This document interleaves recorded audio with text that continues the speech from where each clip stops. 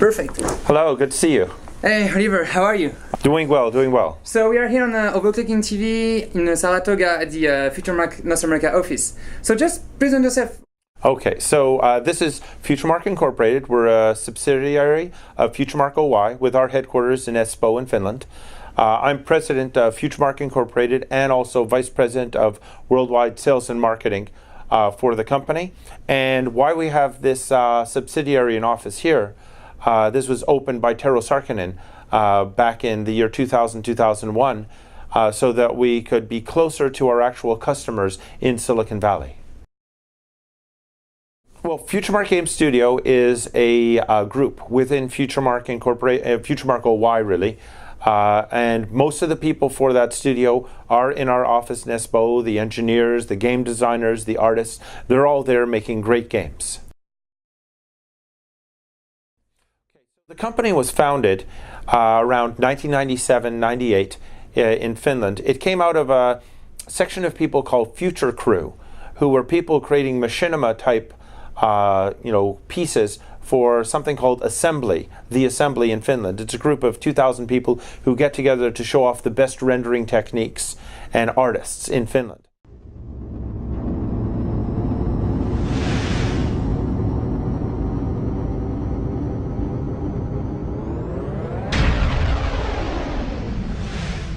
There were some people who, from that went out and they founded Remedy, and they were part of Remedy, and some came into Futuremark to create the original Futuremark.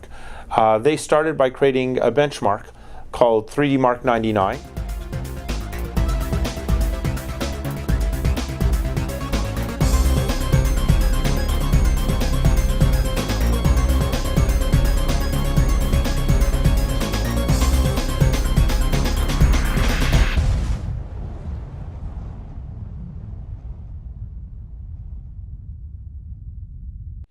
And after that, they changed their name around year 2000-2001 into madonion.com, because at the time the internet was exploding and everybody had to be a .com.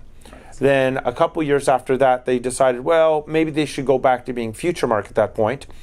And around I think 2004, the company started getting into the embedded world for mobile. They could see that mobile 3D benchmarks were becoming important as well.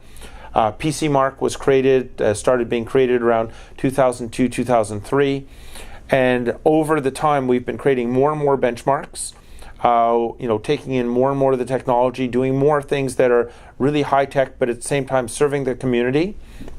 UGamers was created in 2006-2007 to create that gaming community that was coming up in the whole social interaction piece, as well as gave us a chance to create a lot of the service tools that we do. But right now we have sold off the piece that was the embedded and mobile group to a company called Rightware, and we are really focused now on gaming and real system performance tools for our main core audiences. 3D Mark is for gaming performance. PC Mark is total system performance, which includes much more storage and the motherboard work. And it's a little bit more centric for people who are doing productivity or creativity or videos or the person at home and home office. So a different type of persona is used, and it's much more the whole system. Where 3D Mark is very much for the enthusiast gamer who really wants to know, how is his system going to perform under harsh gaming conditions. Well, we really do it based upon the type of user it is. If you are a home consumer user, okay, we usually offer a free trial and a basic version. We also offer, which gives you just the normal run, just normal either 3D Mark or PC Mark test. You have the user who's more enthusiastic about it, and they're going to buy usually the 1995 version, and this has much more functionality in it, but it doesn't come with a full commercial use license for use in a real corporation that's making money off using the software. And then we have our corporate license, which is usually $995, and that one is for a real corporation per seat usage.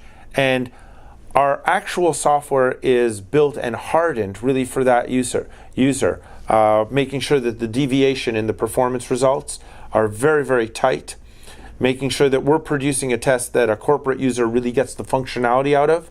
But that means that even the most basic user still gets a test which has been constructed to the standards of something like a large aircraft corporation, which really requires something to test their computers in a very particular and rigorous way.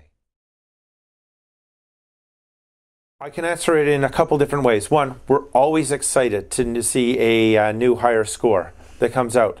The other thing is, if you notice on 3D Mark Vantage, we specifically built the software knowing that people would be, getting 40, 50,000 points first in performance, then high. If you notice now, people are trying to go to the extreme level. Yeah. We knew that there'd be guys using, say, quad SLI with multiple CPUs. And if you take a look at the scores, we've built those benchmarks specifically so that when you use extreme, it's really made for that new section of hardware to come in.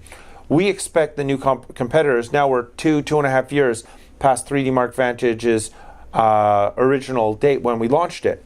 We expect now people to be using the extreme setting to do that. The extreme setting, if you would have used it 2.5 years ago, you would have gotten a low score in the 3,000. Now guys are getting scores of 15 to 20,000 on extreme, and it really is built for that type of new hardware. So we were able to make the benchmarks pretty future-proof, although I really have to congratulate the guys who are getting the really high scores in that, because they are going beyond what even we thought they could do, but we're still pretty proud of them. Our databases have a lot of tools available to our professionals to check that type of thing. And we were able to see it very closely, and we were able to communicate with the sponsors and also the different people who are doing this type of work. But I think what we were the happiest about was that the actual communities themselves regulated what was going on. The guys from extremesystems.org, the guys from HWBot, and the rest of all the other overclockers pretty much monitor themselves. I don't think anybody wants us to be sort of like the policemen, because this is a very tight community of people, and all the guys doing this type of work, they're really cool guys and girls doing this type of work. They almost are able to self-monitor themselves, right? Mm-hmm. Because the guys at the top and the guys who are doing this type of work, they know who's really doing this stuff and who isn't. They know who's trying to bend a rule or not, and they know who isn't. And it's one thing for us to come down and say, oh, you guys were bad. But it's a different thing when your peers come to you and tell you, hey, look, what you did was wrong. We'd like you to fess up. Mm-hmm. So I think it's a very proud moment for us that the community is willing to self-govern itself. I mean, I think that's how all communities should act, both on the web and outside the web as well. Yeah, right. It's how the world works. We already talk all the time with HWBot. We think they're really good guys, and the work they're doing is very important. They are the place that overclockers go to have a community, right? They work with us because we have the orb, we have our databases that have been built, and we have a lot of specialist tools that go along with it. And I think it's the combination of the guys at HWBot and the people at Futuremark working together which really make this community a solid community. But we applaud the guys at HWBot for the work they're doing. For us, I think that it's really good to have other benchmarks on the market as well. I highly approve of people using as many benchmarks as possible to profile the performance of their PC. It always makes great sense to use as many benchmarks and get as much information as possible. And I think those guys are doing really good work. They all seem to specialize in a particular corner of it.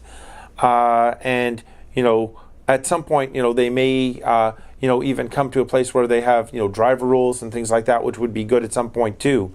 But I think it's important for people like in the press like yourselves to check as many different benchmarks and get the broadest view of the industry possible, so that when you give your readers an impression of a piece of hardware, that they get the fullest picture possible.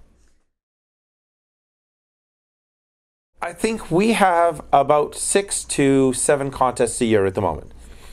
And each one of those contests bring the overclockers together through the web. Most of our contests are online contests rather than in situ contests. And we're finding new audiences through these contests, especially the Chinese audience was the biggest audiences, participants in the last contest that we had.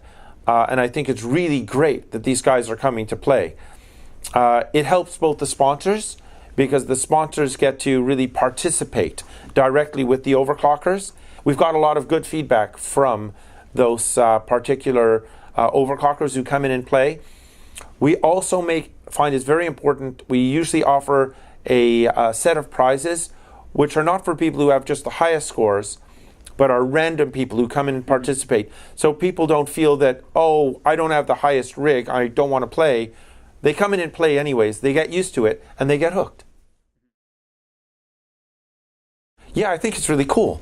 I know, cool, I'm old, right? So, but I think it's something that is important to show the activity happening. It's one thing to show the results, but when you go to an overclocking competition and you see the guys really working on the rigs and sweating when they're really putting it together and getting it to work, I think that's some of the most exciting stuff possible. Running the benchmarks is great, but when you see the guys putting it all together, having the ability to do the actual overclocking videos of it and showing the amount of work these guys put into getting those scores, I think that's the exciting thing, Thanks for your time. It's my pleasure. It was great to meet you.